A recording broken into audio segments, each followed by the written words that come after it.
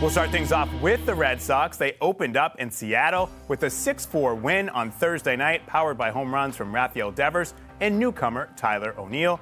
Brian Bayo allowed just 2 earned runs over 5 innings. All in all, a very encouraging start for the Sox in Seattle.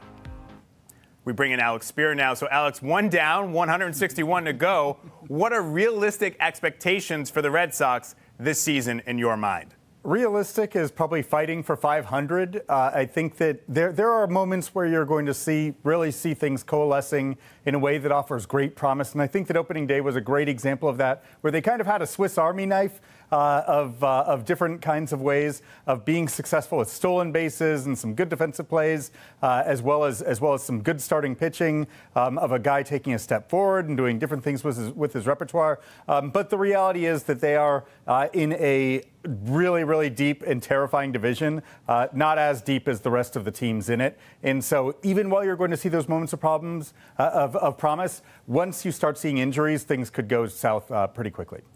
So one of the people this team will be counting on, certainly Rafael Devers, and he delivered in a big way in the opener. He had 2 extra base hits, including a 2-run homer. He's in the first year now of that 10-year contract extension that he signed last year. Do you think, Alex, that he's ready to be the leader of this team, not only on the field, but off it as well? I thought he had some interesting comments in spring training about what he would like to see upper management and ownership do with the roster. Yeah, I do think that he's taking. He does not like losing, and I think that that's an important part of. He's willing to express that a little bit more openly than he has in the past. The fact that he was like, "You all know what we need. We know what we need, and we haven't gotten it," and that's a little bit frustrating. So I think that is a different level. I still don't think that he's going to be the most public figure on the team because that's just not his personality type. But inside the Red Sox organization, I think he's willing to have a bigger voice. And then offensively, I think that home run that he hit to the opposite field on opening day, Luis Castillo had not given up a home run on a sinker to a lefty since August of 2022. The fact that Devers hit one and was intentionally looking to go opposite field is a good sign for him getting back to being the best version of himself as a hitter. Yeah, we all know the history of great left-handed hitters being able to go the other way when Fenway is your home ballpark. That always helps. Ceddanne Rafaela, he made the team coming out of spring training. Alex Speier said that he did everything they asked him to do. Now, we got a little bit of a glimpse of him last year. He struggled at the plate, but he had a nice triple in the opener. In fact, it was a daring triple, basically stretched a double into a triple. What does he bring to the team? We know about the defense, Alex, but do you think he'll be able to keep the chase rate down enough to be able to be an everyday player, at least a semi-regular? Yeah, I think that you're looking at a bottom-of-the-order hitter whose defense and speed are going to keep him in the lineup. The defense is a difference maker. It is a game changer, especially given that the Red Sox had an atrocious defensive setup last year. So that's why he's on the team now, even as they accept that there are going to be some offensive struggles. You're seeing him get a little bit better in terms of the chase rate. For instance, he's kind of like, he is not chasing outside. He is now chasing pitches still inside that might hit him in the chest. But he is narrowing down the sight lines in a way that is giving him a better chance to get to pitches that he can actually do something with. But I still think we're going to see a well above average chase rate, just maybe not the exorbitant one that he's had in the past. I will say, Boston Globe today, the show, we're a little emotionally invested in Ceddanne Rafaela. Our show outing last year at Fenway Park, he had his first major league hit. All right, Alex, expectations are low, as we talked about, for the Red Sox. I think that is a factor based on what's happened the last couple of years. So give me a reason to believe this season. Well, I think that you're watching players taking steps forward. And I do think that there's that question of growth that is one of the more exciting things, right? If you think back to the end of the 2015 season when the Red Sox finished in last place, you got to see the future core emerging when Mookie Betts and Xander Bogaerts had led a group that was, Jackie Bradley Jr. reestablished himself in the big leagues, and a number of pitchers, Eduardo Rodriguez, and among others, Matt Barnes, were taking steps forward to suggest how the Red Sox could be good moving forward if they were to add to that group. And so I think that this year you're looking at the same thing. Rafaela is dynamic. Casas and Devers have a chance to be special hitters. And then you're waiting to see what happens with the pitchers. Is Bayo going to be a guy who does take a step forward and you can see towards the front of the rotation? Not sure, but that's kind of the fun of watching. You get to discover what might become. I always say that sports is the best reality TV out there. All right, thanks, Alex. We'll have more from you coming up later in the show. Next up, the Celtics. The Celtics spent the week in Atlanta. They had games on Monday and Thursday. They got off to a hot start in Atlanta, but things turned sour quickly as they ended up being saddled with a pair of tough losses, including an overtime defeat to the Hawks on Thursday night. We now bring in the one and only Bob Ryan, the commish. So we got to ask you, Bob, how concerned are you about the Celtics after they dropped these two games in Atlanta? First one, they blow a 30-point lead. This one on Thursday night, they lose in overtime to an undermanned Hawks team. Let's just back up a second to about a month ago. Their last 4 losses are 2 big lost leads, 30 points and 22 points and 30, and 2 close games in which the other team made the bigger plays at the end.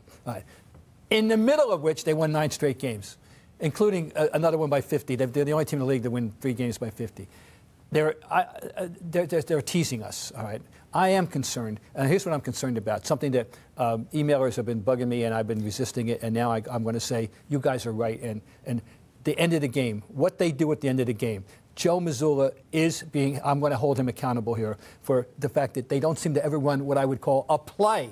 I was weaned on the Celtics of the 60s, 70s, and 80s. They ran plays. I knew the offense. I could see it was the 6 play, the 14 play, the 1N, the 1A. Their plays are called ISO. And I hope that Jason Tatum can make a play or that Brown can make a play.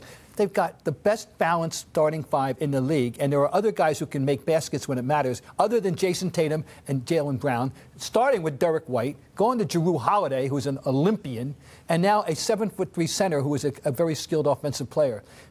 When are they going to start utilizing those people at the end of the game instead of the big 2? You're absolutely right. Mazzulla did a little bit in overtime, but one of the reasons the game went to overtime is because it was strictly Tatum time at the end and ISO time, and the last possession they had of regulation was a fadeaway, a contested 3 by Tatum, and that certainly has been an issue. Their inability to execute down the stretch. Tatum took 12 of the 19 shots in the fourth quarter. Sometimes I wonder, is Joe Mazzulla, and I'm being somewhat facetious, but somewhat not, is he more invested in putting Tatum in the Hall of Fame or winning him MVP or winning Banner 18? Well, because sometimes you can make the debate. No, you like to feel that it's the last of 3, of course. But also, we must give credit where it's due. DeJounte Murray had a big game, 44 points. And but you take 44 shots. He took 40. Yeah. Well, that's the NBA I grew up with, by the way. Guys routinely took 35, 40 shots. Even Cowens once took 40 shots, which is hard to believe.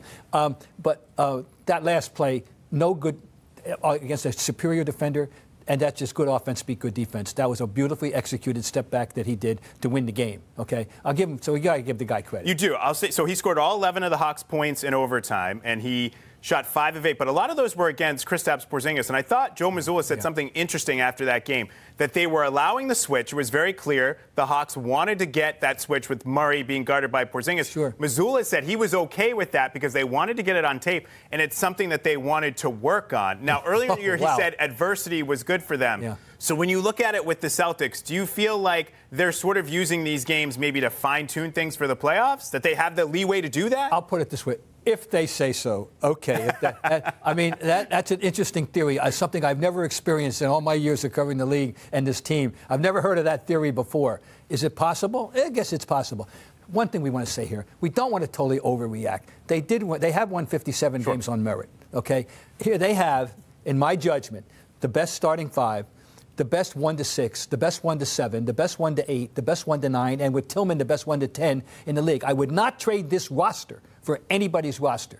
But they have the one more ingredient that they have to show us they know how to win games that matter and make the big plays at the right time, which is why, until further notice, the Denver Nuggets are the favorites. Yeah, you still have to worry about the Celtics beating themselves. That's sort of what happened in Atlanta this week. All right, moving things over to the Patriots. So we heard from Patriots owner Robert Kraft and new head coach Gerard Mayo this week at the NFL League meetings. Kraft especially was candid on a number of topics, from the Apple docuseries The Dynasty to missing out on free agent wide receiver Calvin Ridley. But there's one thing that stuck out that Kraft had to say, Bob. He said, you need a first-rate quarterback in this league to win.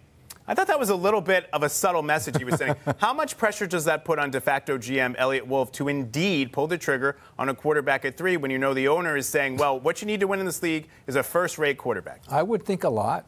And now count me among those who want Marvin Harrison Jr., by the way, period. And then go make do with a quarterback, get one lower in the draft and say, but I guess that's not the way they're going to go. It's pretty evident. It's either going to be draft a quarterback or trade out and do it that way. But I would say, to answer your question, yeah, I would be. If I'm Wolf, I guess I better draft a quarterback.